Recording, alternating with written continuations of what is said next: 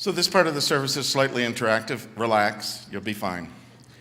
We have to do a little quick rehearsal first. So if you're on this side of the room, when I point at you, I need you to go, "Fear not!" Fear not. A little more boldly, maybe? Fear not. Excellent, okay. If you're on this side of the room, when I point at you, I need you to go, "Don't be afraid."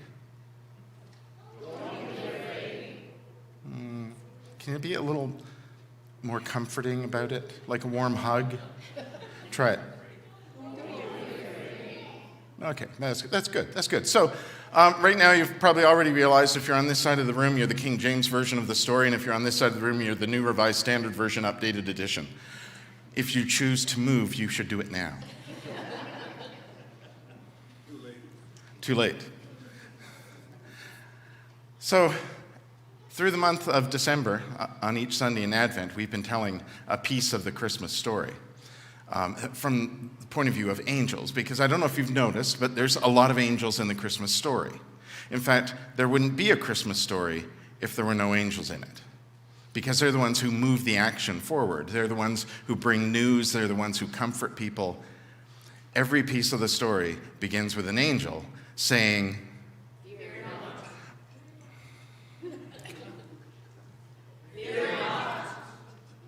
or,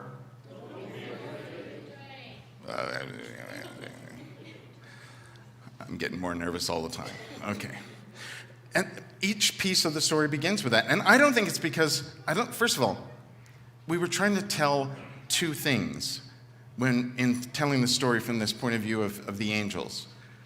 First of all, every single time an angel or angels appear in the Christmas story, it begins with, "Fear not," or, "Don't be afraid."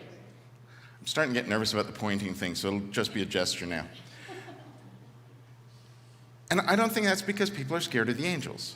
I think it's because the news that they're about to hear, what's about to happen, they could be kind of nervous about it, like I am right now.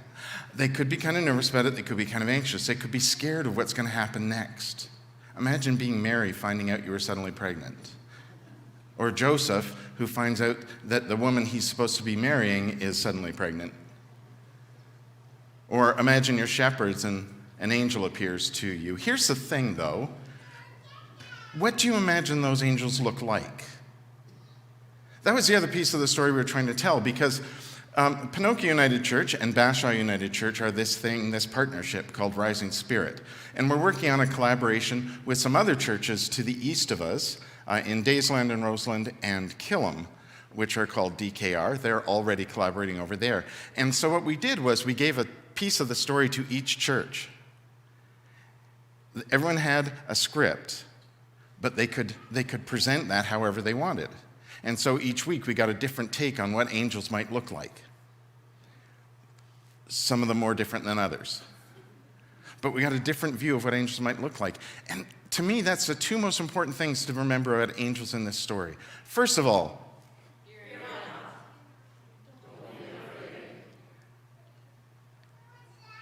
and what do they look like? Because sometimes they might be angels. The reason you're saying is because when the angel appears to the shepherds, they appear with a host, a heavenly host, which is Bible speak, by the way, for an army. In other words, warrior angels brought the news of peace by saying, "Fear not."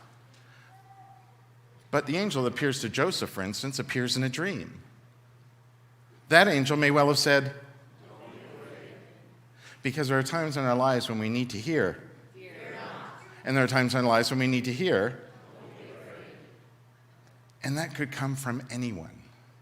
Because whatever your vision of an angel is, whether it's the traditional long white robe, halo, wings, the whole 9 yards, or whether it's just a vision of light, it's a voice, it's a sound, it's a dream, it's the person sitting next to you. I see you looking at the empty chair, Graham. It could be anyone in any way that we hear those messages from God, that we hear a word from God, and those words could be comforting. Those words could be direction.